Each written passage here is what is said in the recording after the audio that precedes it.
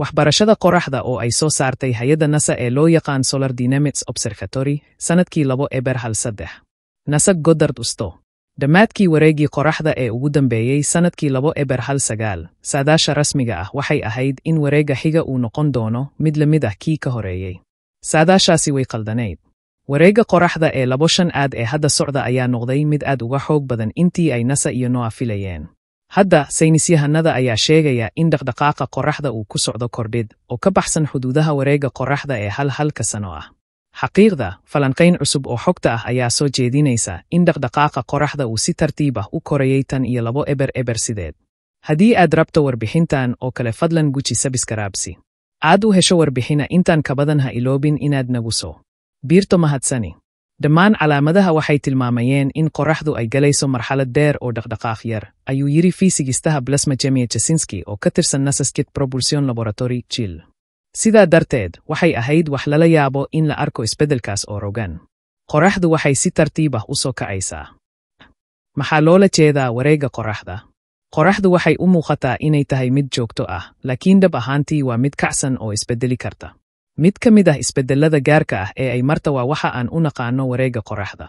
Halkii sano ama wax ka badan, qoraxdu waxay la kulantaa kordhid dhaqdhaqaaq ah oo gaara heerka ugu sarreeya ee loo yaqaano solar maximum, kadibna hoos u dhacda ilaa heerka ugu hooseeya ee loo yaqaano solar minimum.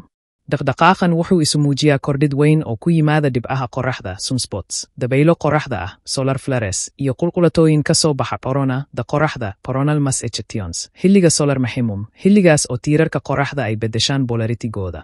Tani waa wax caadi ah, haddii nambarku uusan caddaynin, waxaan hadda ku jirnaa wareegga 25 ee qoraxda oo la diiwaangeliyey, taasoo la macno ah in saynisyahanada ay tan daawanayeen qarniyo badan, iyagoo isticmaalaya dhibcaha qoraxda si ay u diiwaangeliyaan dhaqdhaqaaqa qoraxda. Si kastaba ha ahaatee, xitaa iyadoo la haysto xogtaas badan ee wareegga qoraxda, saadaalinta sida qoraxdu ay u dhaqmayso waa farshaxan aan sax ahayn. Waxaa jira waxyaabo badan oo ka socda gudaha qoraxda oo aynaan ogayn, kuwaasoo wada isbeddello ay saynisyahanada weli isku dayayaan inay sharaxaan. Tusaale ahaan, muddadii 7 sano ahayd ee u dhaxaysay 1645 ilaa 1715, ku dhowaad ma jirin dhibco qoraxda oo soo muuqday, muddadaas waxaa loo yaqaanaa Maunder minimum. Hoos u dhac la mid ah ayaa dhacay intii u dhaxaysay 1790 iyo 1830 oo loo yaqaanay Dalton minimum. Maxay xogta cusub sheegaysaa? Wareegyadii qoraxda ee 22 iyo 23 oo bilaabmay 1986 iyo 1996 waxay ahaayeen kuwo caadi ah marka la eego dhaqdhaqaaqa dhibcaha qoraxda. Inkastoo taas, cadaadiska dabaylaha qoraxda solar wind pressure ayaa si joogto ah u yaraaday inta lagu guda jiray labada wareeg, taasoo keentay in saynisyahanada ay rumaystaan inaan ku soconno wax la mid ah dhacdooyinkii Maunder ama Dalton. Sanadkii 2008, wareegga qoraxda ee 24 ayaa bilaabmay, wuxuuna noqday mid ka mid ah wareegyadii ugu daciifsanaa ee la diiwaangeliyo marka la eego dhaqdhaqaaqa dhibcaha qoraxda iyo dabaylaha. Saynisyahanada waxay u maleeyeen in wareegga qoraxda ee 25 uu noqon doono mid la mid ah, laakiin heerkiisa dhaqdhaqaaqa ayaa noqday mid sareeya oo la mid ah wareegga qoraxda ee caadiga ah. Chesinski iyo saaxiibkiis, fiisigistaha hawada sare Marco Felli oo ka tirsan Jill, ayaa hadda falanqeeyay xogta qoraxda ee muddada dheer waxayna heleen wax la yaab leh. Sanadkii 2008, bilowgii wareegga qoraxda ee 24, dabaylaha qoraxda waxay bilaabeen inay xoogaystaan waxayna sii wateen inay si joogto ah u kordhaan tan iyo markaas. Xooggaas waxaa lagu cabbiraa xawaaraha, dhufnaanta, heerkulka, cadaadiska kulaylka, dhufnaanta, dhaqdhaqaaqa, tamarta iyo xoogga magnetiga, kuwaasoo dhammaantood muujiyey kordhid. Hadda, qoraxdu waa mishiin aad u adag, waxaana si cad loo ogyahay inay adag tahay in la saadaaliyo waxa ay samayn doonto marka xigta.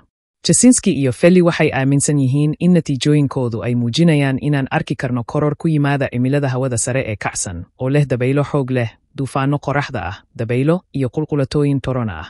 Natiijooyinkooda waxay sidoo kale la socdaan dhinac kale oo ka mid ah dabeecadda qoraxda, wareegga hale. Tan waxaa matala 2 wareeg oo qoraxda, iyadoo wareeg kasta oo hale uu socdo 2 sano, wuxuuna dhammaadaa marka tiirarka magnetiga ay ku soo noqdaan polarity-goodii asalka ahaa.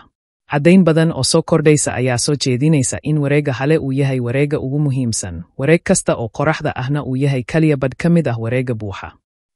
Maxaa xiga? Hadda, cadaadiska dabaylaha qoraxda ayaa weli ka hooseeya sidii uu ahaa bilowgii qarnigii 2000. Sida kaliya ee aan ku ogaan karno, waxa ay samayn doonto hadda kadib waa inaan sii wadno fiirinta si aan u aragno inuu sii kordhayo ama uu xasilo.